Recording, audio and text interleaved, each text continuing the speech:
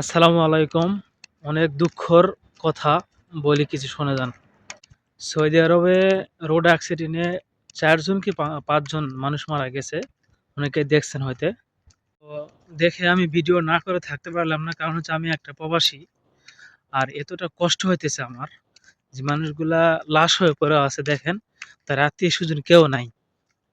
তো বিশেষ করে এরকম ঘটনা মানে প্রবাসীরা যদি দেখি কথা শেষ। প্রত্যেকটা প্রবাসীর ভিতর থেকে একটা কাদা চলে আসে, কান্না চলে আসে, চোখেও পানি চলে আসে যে আমি একটা প্রবাসী, তাদের কতটা কষ্ট।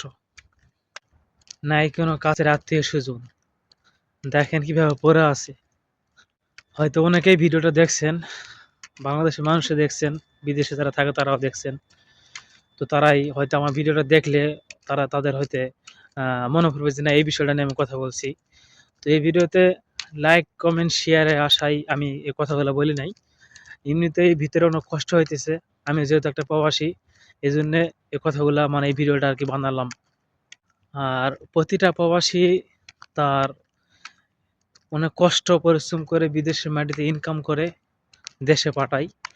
তারপরও সে শেষ সময় যদি কেউ দেশে যাইতে পারে, এটাই সবাই মনে করে।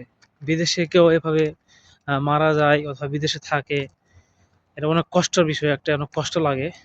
প্রবাসীরা, সব প্রবাসীরাই হচ্ছে এরা কান্না, মানে আমি নিজেও একটা প্রবাসী, চোখে কান্না আসার মতো একটা ঘটনা সৌদি আরবে ঘটছে। তো সবাই কত কিছু মনে করে যে ইনকাম করবে, দেশে যাবে, কিন্তু দেখেন তারাই হঠাৎ অ্যাক্সিডেন্ট হয়ে রোডে শুয়ে আছে। কি একটা কষ্টের ঘটনা।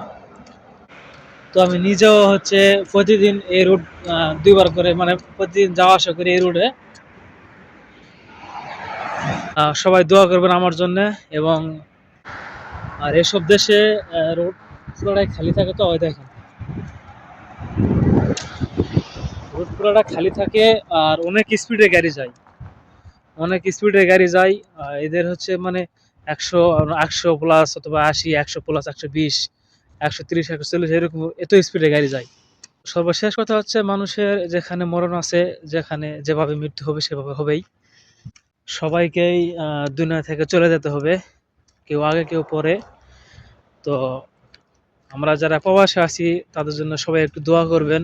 কারণ হচ্ছে শেষ সময়টা প্রবাসীরা সবাই চায় যে নিজের বাড়িতে সে থাকুক। তো এই বিদেশের মাটিতে কেউ মারা গেলে তার দেহটা কবে যে বাংলাদেশে যাবে এটা কিন্তু আমরা জানি না। তারপরও আমরা এই প্রবাসীরা সবাইকে ছেড়ে টাকার জন্যে শুধু এই প্রবাসে আমরা আছি। আহা জীবন রে!